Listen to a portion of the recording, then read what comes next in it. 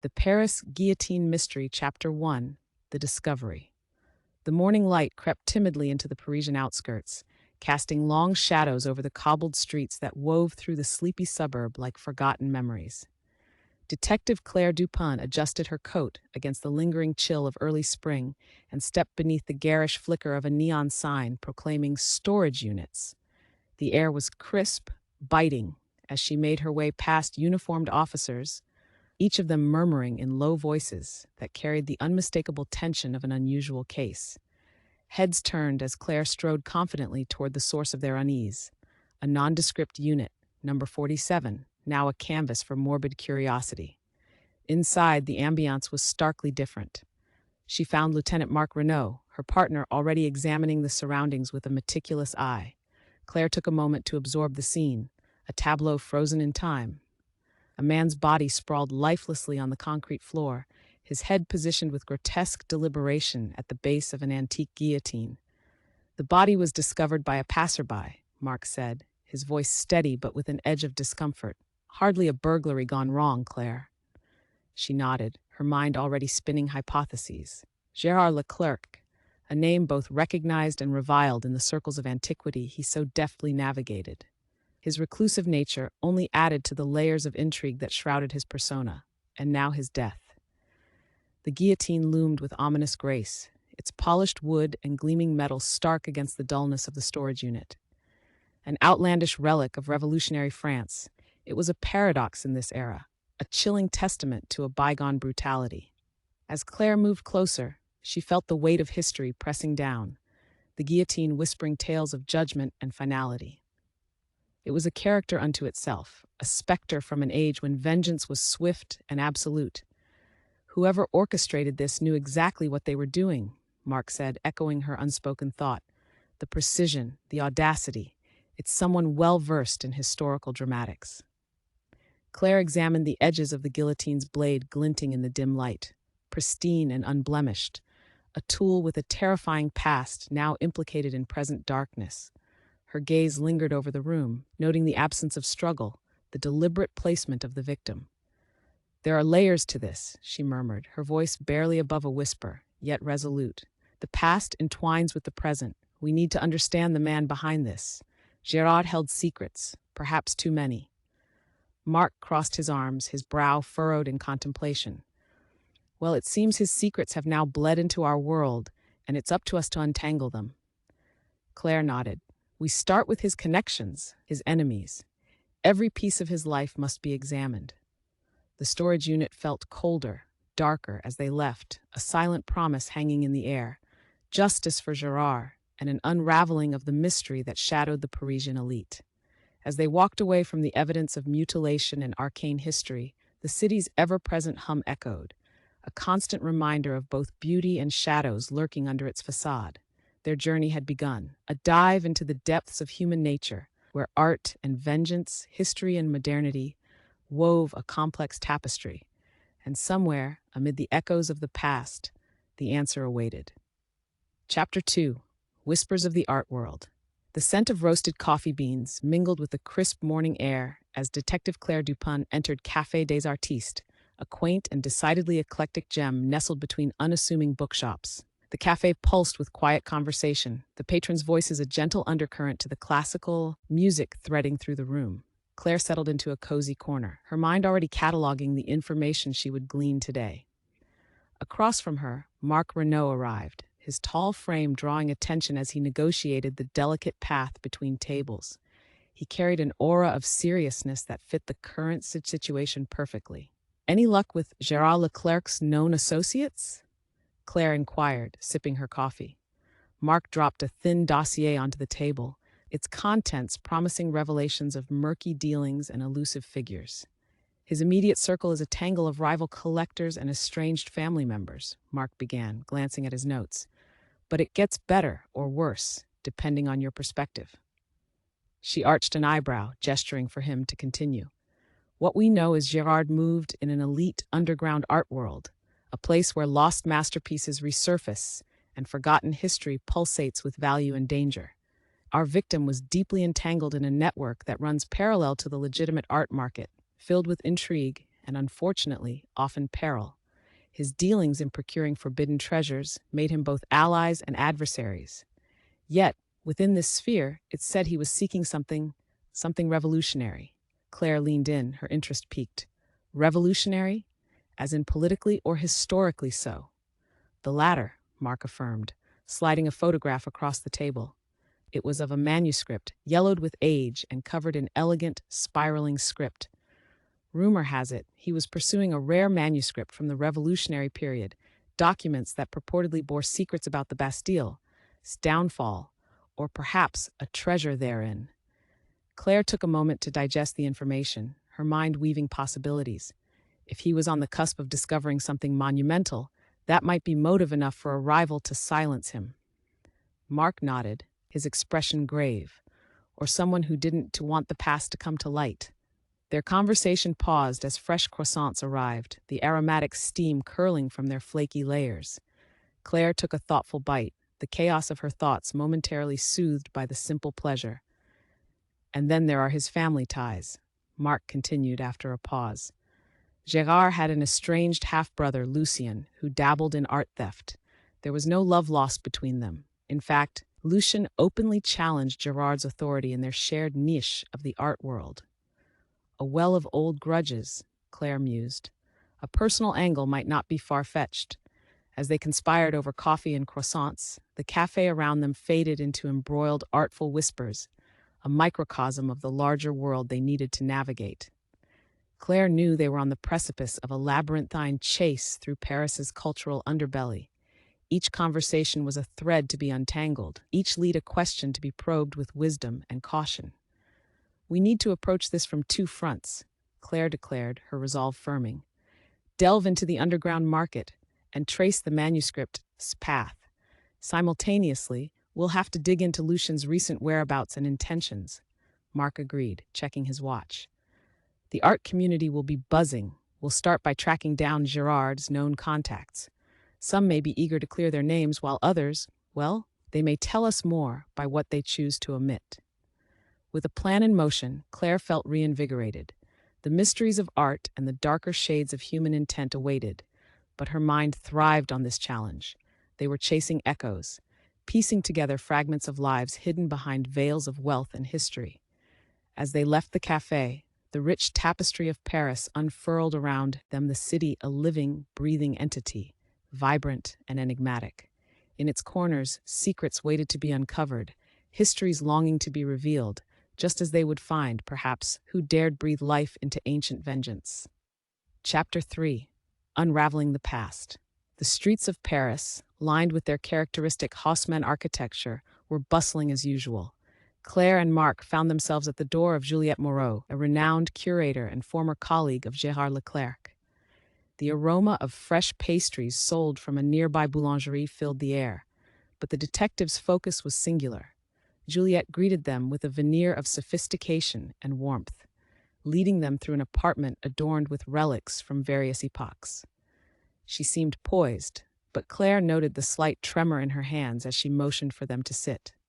"Gérard, his death is a profound loss to the community, however reclusive he became towards the end," Juliette began, her voice carrying an undercurrent of genuine sorrow. Her eyes were hooded, accented by shadows that told of sleepless nights.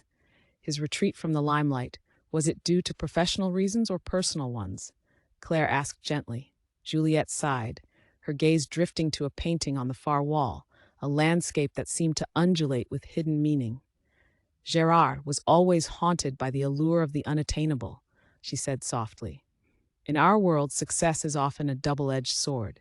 He pursued treasures that others either couldn't find or dared not seek, and he drew the ire of many, competitors certainly, but also those who found his success threatening." Claire leaned in slightly. "And the manuscript, Juliette? The one from the Revolution?" Juliette's lips pressed into a thin line, clearly debating her response. "Ah, the manuscript," she eventually said, almost whispering, as if reluctant to lend the topic more power.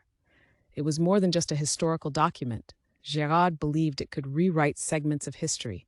To possess it was to hold a piece of France's soul." Mark interjected. "Do you know who else was interested in it?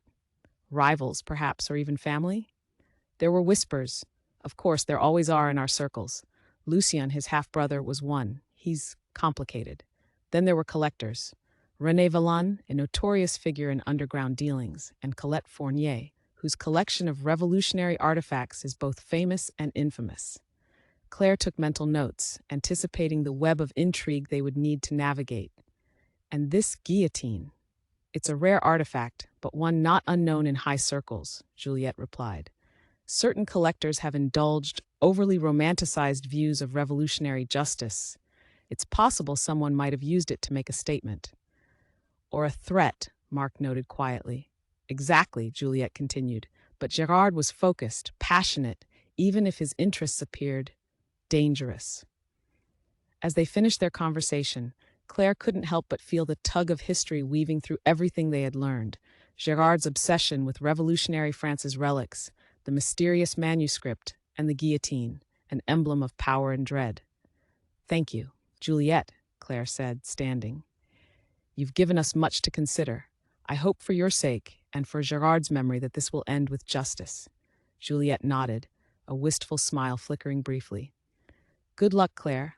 In our world, resolution is as elusive as art itself. Back in the winding streets of Paris, Claire felt the city's heartbeat as a blend of desire and dread. The clues swirled around them like the Seine's currents, deceivingly calm, yet carrying hidden depths. The past longed to speak. And as Claire and Mark drove through the city's heart, she couldn't shake the feeling that they were closer than ever to uncovering not just a crime, but a tale centuries in the making. Chapter 4. Shadows of the Present. Navigating the labyrinthine corridors of the art world was no easy feat. At the day's end, Claire found herself at the Louvre, a place that pulsed with silent echoings of history and whispers of artistic splendor. She walked through the grand halls, allowing the paintings and sculptures to wash over her, each piece a conversation of time, talent, and inspiration. Her phone buzzed with a message from Mark. He was following a lead about Gérard Leclerc venturing into Montmartre, apparently chasing after a dealer known for finding artifacts of questionable provenance. The brothers' enmity seemed linked not just to blood, but to the treasures they hunted, to their quests for relics imbued with history's weight and power. The crisp, varnished floors of the Louvre gave way to the weight of Claire's thoughts. Gérard's passion for the past, the manuscript, the severed head, it all formed a tangled nexus of obsessions and dangers. She imagined Gérard moving as a ghost through these treasured hallways, his ambitions written in every brushstroke. The sound of footsteps brought her attention back to the present. She turned to see Émile Rousseau, the museum's head curator, an acquaintance from her previous cases. He approached with measured steps, his smile reflecting the gravity of his scholarly world. Detective Dupin, he said, extending a hand, a pleasure, albeit under grim circumstances. They exchanged greetings, and Claire got to the heart of her inquiry. Émile, Gérard's interests, his dealings in the underground, they speak of someone not just in search of art, but perhaps something deeper. Émile nodded thoughtfully. Gérard often spoke of history as a living entity. It was as if the past called to him, urging him to reshape the present through its remnants. And the manuscript? Claire pressed. Rousseau hesitated, as if weighing his words cautiously. A voluminous text, part diary, part ledger of coded entries. It reportedly belonged to an official close to the Revolutionary Council, hinting at hidden treasuries and alliances of France's turbulent turn. Such a document could alter understandings of the revolution, or suppress secrets meant to stay buried. Gérard's ambition was undeniably driven by that power, the power to control narratives. Claire considered this, her thoughts tipping towards the darkest edges of ambition. Could it really alter historical perception that profoundly? Enough to kill for? For those who live between shadows, where history is at once currency and weapon, yes, Émile replied, his eyes shimmering with the knowledge of countless battles fought over art's quiet elegance. Such revelations would disrupt circles of influence, disrupt power, position. Their conversation was interrupted by the awe-inspiring chime of a nearby clock, pulling Claire back to the moment. Merci, Émile. If anything else surfaces, do let me know. We're dealing with a puzzle, one whose center remains elusive. With quiet appreciation, she left the museum, stepping into a twilight infused with golden hues. Paris, timeless, sprawling beneath her feet. Marc's message awaited, providing coordinates to a new lead. Lucien had been seen near Montmartre, his renowned artists' enclaves. As Claire headed toward Montmartre, the shadows of the city seemed to elongate, chasing her through streets vibrant with life and steeped in memory. She felt the pull of mystery drawing closer, the promise of resolution fueled by veils slowly lifting, layers of deceit and vision peeling away to reveal truths veiled by time and ambition. They reconvened, Claire and Marc, beneath the hill of Sacré-Cœur, with twinkling streetlights lending an almost theatrical quality to their gathering, the city itself a silent witness to their pact of pursuit. Lucien is reported to have kept residence here, Marc noted, reeling from snippets of discovery. Some locals say he travels frequently, blending antique trades with illicit procurements. Claire met her partner's steady gaze. Let's see how deep his ambitions run. Together, they moved through Montmartre's clandestine angles, believing that every step brought enlightenment to past treacheries hidden in plain sight. Tales of deceit and glory prolific amongst cobblestones, above which art ascended and to which justice must descend. Chapter 5. Crossing Paths. The audacious charm of Montmartre gave way to the shadows just a step beyond the tourist-filled streets, into a warren of gallerias and discreet allées. Claire and Marc traversed this artistic symphony, a domain where creativity mingled seamlessly with less virtuous pursuits. They reached a worn door marked with a single name, Valin, scrawled elegantly yet with a touch of menace. Inside, within the confines of creaking shelves and aromatic aged wood, stood René Valin, a figure as enigmatic as he was notorious. The room was a collage of antique bric-a-brac juxtaposed with priceless curios, creating an atmosphere thick with silent stories waiting to unfold. Valin turned, his eyes sharp as daggers, assessing them with the kind of expertise that came from years dealing with both the refined and the underhanded. "To what do I owe the pleasure, detectives?" His voice was smooth, strangely inviting despite its edge.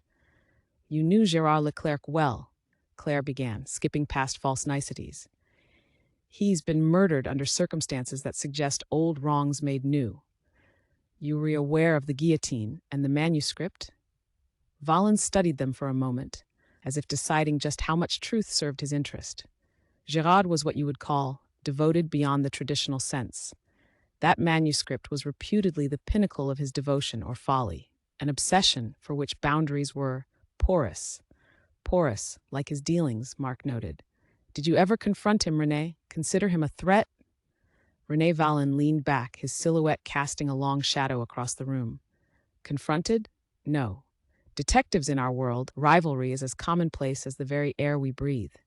Gérard and I were opponents, yes, but also dance partners in this intricate waltz across history. My collections were both admiration and envy for him, as his were for me." Claire's gaze never wavered, catching the flicker of truth within his words. "And yet the manuscript eludes your grasp," she countered softly. A sardonic smile played at the corners of Valin's lips. "For now, detective, but such artifacts, they have a way of returning to where they're most appreciated." "And the guillotine?" Marc pressed, his voice steady. "It's not every day such a relic reappears, much less in such a theatrical setting." Valin chuckled darkly, shaking his head. "That grisly tool was never in my repertoire, too evocative of a past I prefer to appreciate from a distance. But there are those who see its symbolism as a message, an exclamation point on history's narrative." Claire could tell that their time with Valin had reached its apex. His willingness to impart information was thinning, yet she'd gleaned enough. René Valin's honesty was a balancing act, one between admiration for Gérard's tenacity and the burning desire to outmaneuver him once and for all. "We'll be in touch," Marc said as they made their exit, glancing meaningfully back at Valin. "I wouldn't have it any other way," Valin replied, his parting words rich with a peculiar mixture of smugness and sincerity. "Do let me know when you've found the manuscript, won't you?" Once outside, the night air greeted Claire and Marc with a chill that seemed to echo through the narrow alleys and winding passages of Montmartre. Paris, even as it lay under the veil of darkness, murmured with life and possibility. "This is turning into a saga," Marc commented, a thoughtful frown creasing his brow. The manuscript, the guillotine, the network, We have more than enough moving parts for an entire opera. Claire agreed, her thoughts still orbiting around the information they were accumulating. It's as if every thread we pull reveals a tapestry of malice and ambition. They rounded a corner where street lamps cast pools of light onto cobblestones, the picturesque view contrasted by the seriousness of their task. Claire knew they were edging closer to a truth, intertwined not just with Gérard's demise, but with the veiled fervor beneath the city's romantic facade. Where to next? Mark's question pulled her from her reverie. The manuscript, Claire said decisively. Let's see its whispers lead us to a place even the dead would keep secret. Chapter 6. In the Shadows of History. The following day saw Claire and Mark in the vaults of the Bibliothèque Nationale de France. This grand repository of knowledge served not just researchers and historians, but also those like the detectives seeking truths hidden between the lines of France's written past. Here, Claire met with Anne Dupuy, the library's chief archivist, an old-school academic with a gaze softened by decades wrapped in the scent of old books and parchment. Detective Dupin, Anne greeted with the unmatched warmth of a confidant. Always a pleasure, but presumably you're not here to borrow a novel. Claire smiled, familiar with Anne's quirkiness. No, Anne, we're after something within your special collections. A manuscript purported to be tied to the Revolution, linked to recent, unfortunate events. Anne raised an intrigued eyebrow. Ah, revolutionary papers. The library's collection does house a number of those. Most have been catalogued, but some, as life's tribulations would have it, remain quite elusive. As the archivist led them deeper into the labyrinthine belly of records and forgotten stories, the air grew thick with the very breath of history, a quiet calm enveloping the niche they finally reached. Anne thumbed through the neatly arranged files, producing a box delicately labeled in neat script, Documents Révolutionnaires, inédits. This, she announced, opening the box, contains fragments of writings gathered through the years. Some are little more than rumored secrets. It said a document of particular importance remains undocumented, a missing piece. The detectives took in the sight of aged papers, fragile yet resilient, their stories echoing through time. Claire felt a flicker of connection to Gérard's pursuit, understanding for a moment the allure of diving into history despite its darkness or potential threats. Missing, you say? Claire inquired, delicately fingering the edges of a parchment. Anne nodded with a somber air. It's one of the library's whispers, an elusive legend among artifacts. Many believe it was lost during one of the turbulent raids on the archives in the 19th century. Mark took up a worn diary from the box, flipping through meticulously kept notes. Is it possible someone recently found it without your knowledge? Anne's expression was thoughtful, quietly backlighting her commitment to preserving the volumes that surrounded her. In a place like this, one learns to expect anything, especially when passion eclipses reason. This manuscript, Claire pressed, could you show us any mention that aligns with Gérard Leclerc's interests, his fascination? Anne retrieved a thin binder filled with cataloging entries, the pages annotated with the fluidity and grace of a scholar's hand. After a few decisive flips, she pointed to a reference. This suggests correspondence related to shadow economies of the Bastille, which naturally fits within Gérard's reputed interests. They delved into the catalog entry, following a trail left by historians and enthusiasts like breadcrumbs through a haunted forest. The pages are here, somewhere among these records, but the key links, the ones suggesting certain treasuries within the Revolution, remain elusive, Anne concluded with a hint of regret. Claire's fingertips caressed an empty corner of the binder. As if by touch, she could summon hidden words, their resonance a call to the lost and the defined. Elusive might be exactly what we need. Even whispers need echoes. Having stored away the knowledge of the archive, its barriers, its elusive promises, Claire and Mark exited onto the cobbled square outside the library. The wind picked up their thoughts, carrying them far above Paris's ancient rooftops. Echoes they might be, Mark acknowledged, but Gérard was chasing more than whispers. He was digging for the heart of something. Claire nodded, her mind clear even amid chaos. We returned to Montmartre. Lucien and those artifacts are all threads, she affirmed. If this manuscript holds any warning or revelation, Our path lies entwined with the legacy it reveals. The decision sealed, they stepped forward, the city's life beneath their feet urging them into Montmartre's enveloping shadows once more. If Paris could speak, Claire mused as they moved, it might share secrets only the dead knew. Answers hidden until the moment they longed to be found. They faced a crescendo of truths and half-truths, turned toward an explanation that may string history and the present like the chords of a requiem, leading to whatever end, be it of justice or further darkness. Chapter 7. Threads of Truth. Back at Montmartre, the city's essence pulsed through narrow streets like a consumed spider's web, binding them closer to Gérard Leclerc. A foggy dusk rolled in with intention, looming over cafes, bustling with voices woven like symphonies in deepening twilight's velvet. The detectives approached a secluded studio, painted in invisible ink of notoriety, whispered to house relentless artists and clandestine patrons. Here they had reasonable cause to suspect Lucien's presence amidst creative chaos, where passions and more nefarious trades could intertwine freely. True to form, the studio's facade was subtly adorned, concealing the vivid activities within. As Claire and Mark entered, immersion into a world of canvases, schemes, and conspirators overtook them. Every corner was a gyre of expressions, hushed discussions over espresso, and occasional hints of an illegal trade, whether in ideas or artifacts, passing hands in unconventional bartering. Lucien was stationed at the farthest table, sculpting an encounter from the mere promise of antique parchment. His demeanor, unfurling toward them, bore the patience and endurance etched by life's less kindly hands. There was an absence of fear. They were too much the same blood. "Ah, my own determined bloodhounds," Lucien greeted, a wolfish grin reflecting ways of centuries past yet ever present. "What marvels of history do you seek that would lead you to a humble artisan?" Claire and Mark approached cautiously, the forced congeniality only deepening their vigilance. "Your brother's untimely end seems deeply rooted in your realm of pursuits, Lucien," Claire said, watching for any flinch her words might invoke. Lucien exhaled, a gesture not of defeat, but perhaps of reluctant comprehension. "Yes, Gérard and I warred over artifacts, over mysteries of the past, believing ourselves champions of lost epochs. He always aimed further, beyond mere imagination, to uncover revelations." "And the manuscript?" Mark queried. Lucien's eyes flickered with resigned recognition. "Ah, the manuscript. In our shared obsessions, it was more than ink on paper. It was destiny. Gérard believed it would answer untold questions, realign narratives not just of history, but of power. And he pursued it relentlessly, to the very doorstep of peril."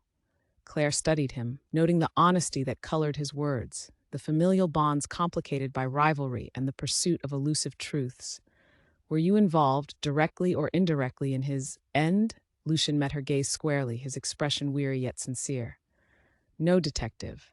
Gérard's death was not my doing. It robbed me of a worthy adversary, of battles fought in pens and parchments. I sought not his end, but the legends he pursued." Claire exchanged a glance with Mark, the possibility of a different orchestrator growing in plausibility. "Then what about the guillotine? Its legacy intertwined with his downfall." Lucien leaned back thoughtfully. "It must have been someone who revered symbolic gestures. In our world, relics of revolutions speak, perhaps even justice in their twisted perception of history. If not for justice, then for silence." Claire felt the weight of his words, an echo of the layered intentions shrouded within each act. "Do you know who might have wanted him silenced? Someone inner circle to revive such a symbol of bygone justice?" Lucien considered, then shook his head. "That is your labyrinth to unravel. But in our dealings, look not just to the risers seeking acclaim, but to darkness clinging mostly to preservation." Mark jotted down Lucien's cryptic guidance, exchanged promises of future questioning, thanking him for the insight and perspective only a sibling knew. Leaving the atelier, Claire calculated their next move. The elusive narrative surrounding Gérard's ambitions, Lucien's eventual resignation, and that perilous manuscript now sounded like music orchestrated by another, perhaps a conductor with motives beyond merely curating history. Together they paced through Montmartre's art-stained alleys, minds tessellated with perspectives of ancient vengeances, reawakened and concealed truths stirring dangerously near the surface. Claire sensed the proximity of an untold tale, wrapped in a challenging, capitulating murmur of a city whose every dusk relished stories. They resolved to trace the final pieces of evidence, edging a path directly where art collided with history, an unguarded portal to revelation. Chapter 8. Echoes in the Depth. Claire returned to the precinct, her mind abuzz with unanswered questions and possibilities. In the muted glow of overhead lamps, she spread their collected notes across the desk, alongside Mark, who crackled with the same intensity. Every detail surrounding Gérard's death felt like an enigma bound by threads, extending beyond his family, hinting at historical societies and perhaps deeper shadows within Paris itself. They needed one final push, one profound insight that would illuminate secret workings behind this somber spectacle. "There's someone we've yet to truly investigate," Claire mused, studying the sketches of events. Colette Fournier, the collector, supposedly obsessed with the revolution and its artifacts. Her name came up multiple times: Juliette, Vallon, even staged whispers among archivists. Could Colette have played orchestrator to Gérard's last act? Mark ventured, piecing their observations. If she values revolutionary justice more than life itself, especially if entwined with personal vindication, then yes, the guillotine may have been her signature, her declaration of power in reclaiming history's narrative. They pieced together Colette's connection, framing opportunities for motifs beyond usual rivalry or professional spats. The collector cherished historical truths so fervently that manipulating history to her advantage held conceivable weight. And the manuscript, a fascination teetering ever close to obsession. Their plan aligned. Claire and Mark refocused efforts on Colette, orchestrating interviews with her and the academia that influenced her past motivations, all culminating in a pursuit of potential conclusions or confessions, if any revelation uncurled, their arms outstretched, inviting justice. Their resolve lent urgency to their actions, fueled by the silent echo of human desperation, of a city that both captivates and corrupts in equal measure. They knew time pressed tightly onward, the wick burning short. Amidst a city replete with ancient avenues of romance and death, Claire Dupin felt the tug of one truth seeking to break free, needing only an undaunted voice to unshackle it from chains of secrecy. A singular question remained. What price would adhere to unveiling what history dared hide? And who among entwined lives of art and vengeance yearned to pay it at any cost? Chapter 9. The Confrontation. With the weight of urgency upon them, Claire and Mark made their way to Colette Fournier's sprawling estate on the outskirts of Paris. The residence, a grand neoclassical mansion, stood isolated and imposing amidst meticulously curated gardens. It was a place where history whispered through marbled halls, adorned with artifacts ranging from the sublime to the macabre. As they entered the foyer, their footsteps echoed, as if the mansion itself was a resonant chamber for secrets long kept. Colette met them in the gallery, an emblem of poise, her presence commanding and every bit as noble as the relics she cherished. "Detectives," she greeted, her voice a study in calmness. "To what do I owe the pleasure of this unexpected visit?" Claire stepped forward, all the while feeling the eyes of centuries passed upon her from the paintings lining the walls.